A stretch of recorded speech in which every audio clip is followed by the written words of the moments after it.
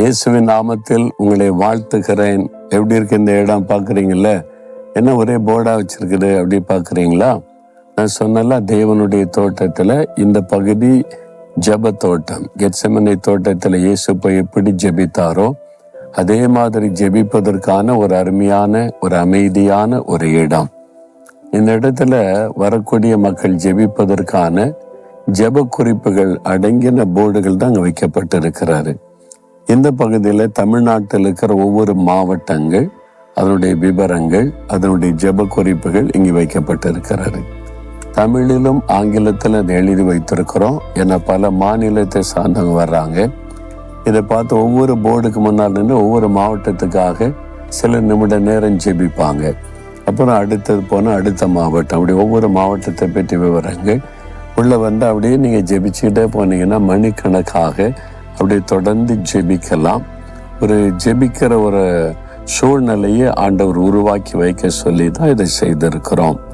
நீங்கள் தேவனுடைய கூடார நால்மாடிக்கு வரும்போது அங்கேருந்து நடந்து வந்துடலாம் இந்த ஜெப தோட்டத்திற்கு. இங்கே வந்து நீங்கள் அருமையாக தனிமையாக உட்காந்து ஜெபிச்சுட்டு போகலாம். யாரும் உங்களை டிஸ்டர்ப் பண்ண மாட்டாங்க. சரி, இப்போ ஆண்டவர் என்ன வார்த்தை சொல்லுகிறாருன்னா 2 தெசலோனிக்கேயர் 3ஆம் அதிகாரம் 16வது வசனம். ஆண்டவர் என்ன சொல்றாரு? சமாதானத்தின் கர்த்தர் தாமே எப்பொழுதும் சகல விதத்திலும் உங்களுக்கு சமாதானத்தை தந்தருளுவாராக. ஒரு ஆசீர்வாதம். சமாதானத்தின் தேவன் ஆண்டவர் எப்படிப்பட்டவரா? காட் ஆஃப் பீஸ், சமாதானத்தின் தேவன். இயேசுக்கு ஒரு அழகான பெயர், பிரின்ஸ் ஆஃப் பீஸ், சமாதான பிரபு. சமாதானத்தின் தேவன் சமாதான பிரபுவாய் உலகத்தில் வந்தார். நமக்கு சமாதானத்தை உண்டு பண்ணி மாக்கின இயேசுவின் மேல் வந்தது. அவர் சிலுவையில நம்முடைய பாவங்களை ஏற்றுக்கொண்டு, சாபங்களை ஏற்றுக்கொண்டு, நம்முடைய பிரச்சனைகள் பாடுகளை ஏற்றுக்கொண்டு மறித்து அவர் உயிரோடு எழுந்த பொழுது நமக்கு சமாதானத்தை உண்டு பண்ணினார். அந்த இயேசு கிறிஸ்து உங்களுக்கு சகல விதத்திலும் எப்பொழுதும் சமாதானத்தை அருளி செய்வார். எப்பொழுதுமே சமாதானம். ஆண்டவர் கொடுக்கிற சமாதானம் குறிப்பிட்ட நேரம் மாத்திரம் அல்ல. அதனால தான் இயேசு சொல்லுகிறார், உலகம் கொடுக்கிற பிரகாரம் நான் உங்களுக்கு கொடுப்பதில்லை, என்னுடைய சமாதானத்தை தருகிறேன்னார். அப்போ எப்பொழுதும் எல்லா சூழ்நிலையிலும் சமாதானம் இருக்கும். நம்மை சுற்றிலும் என்ன நடந்தாலும், நம்முடைய வாழ்க்கையில் எத்தனை போராட்ட நெருக்கம் வந்தாலும் அப்படியே உள்ளத்தின் ஆழத்தில் ஒரு அமைதி இருக்கும். அந்த சமாதானம். நீங்கள் கடற்கரைக்கு போனீங்கன்னா கடற்கரையில் நின்று பார்க்கும்போது அப்படியே அலைகள் எழும்பி வரும். பார்த்துருக்கீங்களா? அப்படியே ஒரு குறிப்பிட்ட கண் எதிர்கிட்ட பார்த்தீங்கன்னா அப்படியே வெள்ளையாக அது தண்ணியை சுருண்டு வருவது தெரியும். அந்த அலையை பார்த்தாலே ஒரு பயமாக இருக்கும். அந்த கால் நனைக்க வரைக்கும் நல்லா இருக்கும், அப்புறம் சுருட்டி இழுத்துறன்னு பயந்து ஓடுவோம். அப்போ கரையில் வரும்போதெல்லாம் இந்த அலைகள் இருக்கும். அதுதான் நம்மளை பயமுறுத்தும்.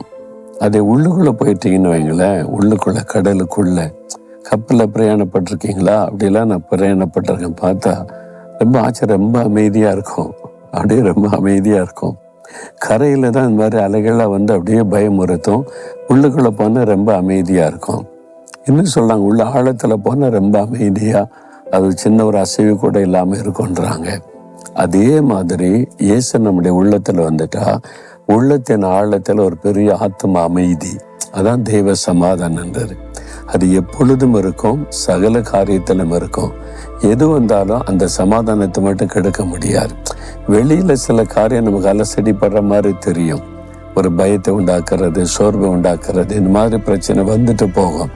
ஆனால் உள்ளத்தின் ஆழத்துல பார்த்தீங்கன்னா அப்படியே ஒரு அமைதி, அதான் தெய்வ சமாதானம்.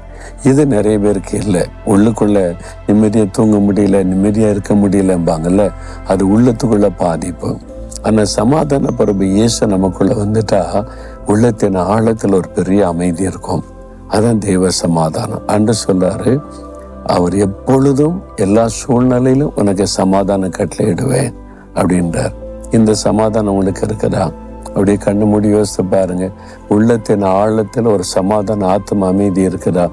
யோசித்து பாருங்க. இல்லையா?